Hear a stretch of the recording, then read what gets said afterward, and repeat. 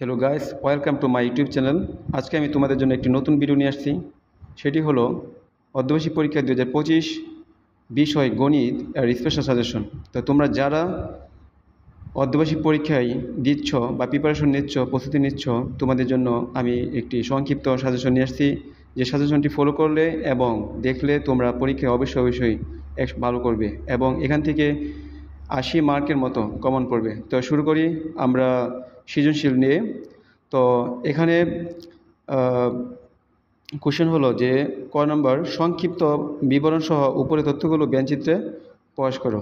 অর্থাৎ আমার কোশ্চেনটা ছিল এরকম যে 100 জন শিক্ষার্থীর মধ্যে কোনো পরীক্ষায় 65 জন শিক্ষার্থী বাংলায়, 48 জন শিক্ষার্থী বাংলা ও ইংরেজি উভয় বিষয়ে পাস এবং 15 জন শিক্ষার্থী উভয় বিষয়ে ফেল করেছে।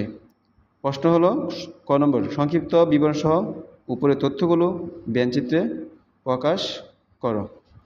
তো আমরা প্রথমে ক নম্বর অ্যান্সারটা এভাবে লিখব যে এখানে P1, তারপরে P2, P3, তারপর উপরে P4। তো P1 হলো কি বাংলাতে পাশ করা শিক্ষার্থীর সংখ্যা, P3 হলো ইংরেজিতে পাশ করা শিক্ষার্থীর সংখ্যা এবং P2 হলো বাংলা এবং ইংরেজিতে পাশ করা উভয় শিক্ষার্থীর সংখ্যা, আর ই হলো এখানে সার্বিক সেট। তো আমরা এভাবে ক নাম্বার অর্থাৎ এটা ব্যঞ্চিত্র এঁকে এভাবে লিখে আমরা শেষ করব।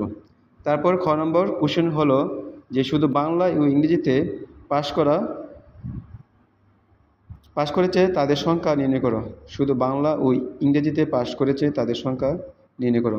প্রথমে আমরা খ নম্বর এভাবে লিখব যে ইউ হলো কি 100 জন শিক্ষার্থীর সেট এবং বি হলো বাংলা বিষয়ে পাশ করা শিক্ষার্থীর সেট এবং ই হলো ইংরেজি বিষয়ে পাশ করা শিক্ষার্থীর সেট। তাহলে চলো আমরা এখানে P2 লিখি। তাহলে P2 মানে কি? P2 মানে হলো বাংলা এবং ইংরেজিতে পাশ করা শিক্ষার্থীর সংখ্যা কত। আমরা আমাদের কোশ্চেনে সৃজনশীল অর্থাৎ উদ্দীপকে দেওয়া আছে যে বাংলাতে এবং ইংরেজিতে পাশ করা উভয় শিক্ষার্থীর সংখ্যা হলো 48। সুতরাং আমরা লিখব P2 অর্থাৎ P2 ইকুয়াল বি ইন্টারসেকশন ই অর্থাৎ বাংলা ও ইংরেজিতে পাশ করা শিক্ষার্থীর সংখ্যা হলো 48 জন। আর P1 হলো কি? P1 হলো বাংলা থেকে অর্থাৎ বাংলা পাশ করেছে 65 জন অবলিক P2 মানে কি আমরা একটু আগে লিখেছি যে বাংলা ও ইংরেজিতে উভয় বিষয়ে পাশ করা শিক্ষার্থীর সংখ্যা 48 জন। 65 থেকে অর্থাৎ বাংলায় পাশ করেছে 65 জন, 65 থেকে আমরা যদি 48 মাইনাস করি তাহলে আমরা 17 পেয়ে যাব। তাহলে P1 অর্থাৎ ইংরেজিতে পাশ করা অর্থাৎ বাংলাতে পাশ করা শিক্ষার্থীর সংখ্যা হলো 17 জন।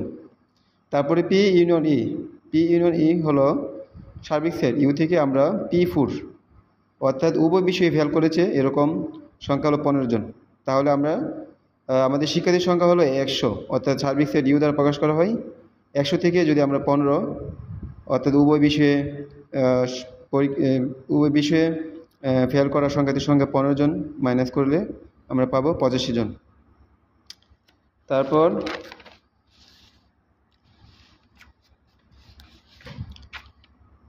P3 হলো বি ইউনিয়ন ই মাইনাস P1 ইউনিয়ন P2। তাহলে আমরা একটু আগে বের করেছি বি ইউনিয়ন ই অর্থাৎ 85 জন, আর P1 ইউনিয়ন P2 এটার মান হলো 65 জন। তাহলে 85 থেকে 65 যদি বাদ দিই আমরা পাবো 20। তাহলে আমরা লিখতে পারি শুধু বাংলায় পাশ করেছে 20 জন। তারপর গ নম্বর কোশ্চেন হলো যে উভয় বিষয়ে পাস এবং উভয় বিষয়ে ফেল করা শিক্ষার্থীর সংখ্যাদ্বয়ের মৌলিক গণিক সমূহের সেট দুটির সংযোগ সেট টেনে করো। তাহলে আমরা প্রথমে এখানে অ্যান্সারটি দেখব, তারপরে আমি কোশ্চেনটি আরও ভালোভাবে দিয়ে দিব। তো আমরা যদি সহকারে অ্যান্সারটি দেখি। তো আমরা জানি যে উভয় বিষয়ে পাশ করেছে কতজন? 48 জন। উভয় বিষয়ে পাশ করেছে কতজন? 48 জন। উভয় বিষয়ে ফেল করে কতজন? 15 জন। এটা আমাদের কোশ্চেনে দেওয়া আছে। উভয় বিষয়ে পাশ করে শিক্ষার্থীর সংখ্যা 48 জন, উভয় বিষয়ে ফেল করে শিক্ষার্থীর সংখ্যা 15 জন। এরপরে কি লিখলাম? 48 জন এর মৌলিক গণিকের সেট ধরি 48 জন এর মৌলিক গণিকের সেট এ এবং 15 এর মৌলিক গণিক সেট বি। তাহলে 48 জন কি করেছে, উভয় বিষয়ে পাশ করেছে। তাহলে এটা সেট ধরেছি আমরা কি এ, এবং 15 জন উভয় বিষয়ে কি ফেল করেছে। তাহলে 15 জন এর সেট ধরলাম কি বি। তাহলে 48 এর মৌলিক গুণনীয়কের সেট এ লিখতে পারি, এবং 15 জনের মৌলিক গুণনীয়ক সেট আমরা বি ধরতে পারি। তাহলে আমরা এখানে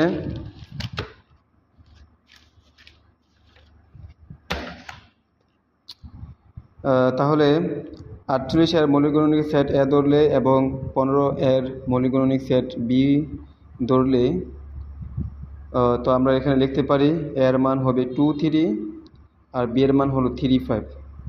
তাহলে এ ইউনিয়ন বি, অর্থাৎ এখানে সংযোগ সেট বের করতে হবে। সংযোগ সেট বের করতে হলে আমাদের কি করতে হবে,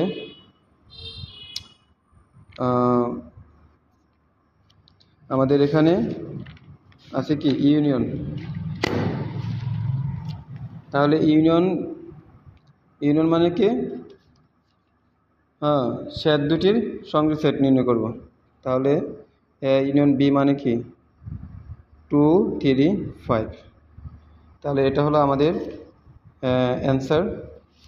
আর আমাদের কোশ্চেনটা হলো এরকম যে 100 জন শিক্ষার্থীর মধ্যে কোনো পরীক্ষায় 65 জন শিক্ষার্থী বাংলায় পাশ করেছে, 48 জন শিক্ষার্থী বাংলা ইংরেজি উভয় বিষয়ে পাশ করেছে, এবং 15 জন শিক্ষার্থী উভয় বিষয়ে ফেল করেছে। তাহলে ক নম্বর কোশ্চেন ছিল যে সংক্ষিপ্ত বিবরণ সহ উপরের তথ্যগুলো ব্যঞ্চিত্রে প্রকাশ করো। আমরা এখানে অ্যান্সারটা লিখেছি। খ নম্বর হলো শুধু বাংলায় ও ইংরেজিতে পাশ করেছে তাদের সংখ্যা নির্ণয় করো। আর গ নম্বর হলো কি উভয় বিষয়ে পাস এবং উভয় বিষয়ে ফেল করা ফেল সংখ্যা দ্বয়ের মৌলিক গুণনীয়ক সমূহের সেট দুটির সংযোগ সেট নির্ণয় করো। তাহলে এটা হলো আমার কি পুরো কোশ্চেনটা। এই কোশ্চেনটা আমরা অ্যান্সার অলরেডি দিয়েছি। তো তোমরা সবাই অ্যান্সারটা লিখে নিবে এবং চেষ্টা করবে ভালো করে পড়ার জন্য। তো আমি তোমাদের আরেকটু ডিটেলস বোঝাই। যেমন 48 এর আমরা যদি 48 কীভাবে লিখি, 1 গুণ 48, 2 গুণ 24 48, তাহলে 3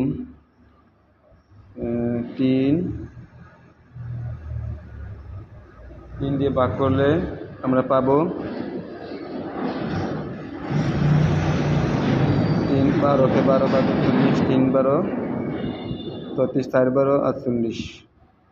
তাহলে 3 দ্বারা ভাগ করলে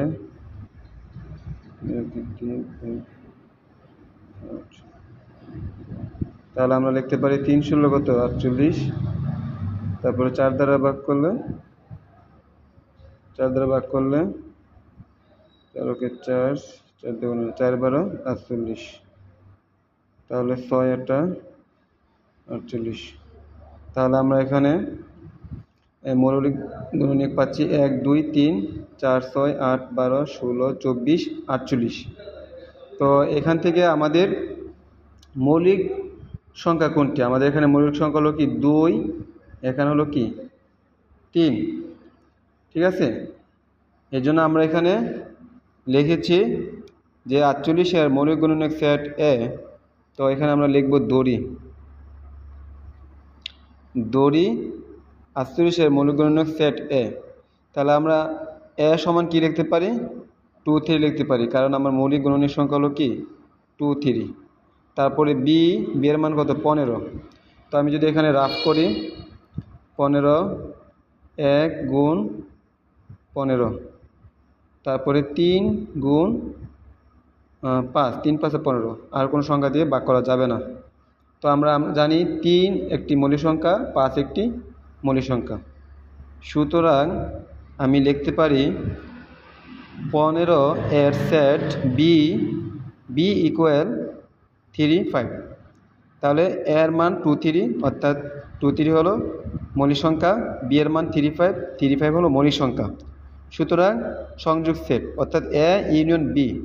তাহলে এখান থেকে আমরা যদি আনকমন নিই তাহলে এখানে 2 3 5 লিখতে পারি। তাহলে এতটুকুই আমাদের অ্যান্সার। তো তোমরা সবাই প্র্যাকটিস করবে এবং বারবার চর্চা করবে, তাহলে কি তোমরা পরীক্ষায় খুব ভালো করবে। ওকে, আল্লাহ হাফেজ, আজ এই পর্যন্তই।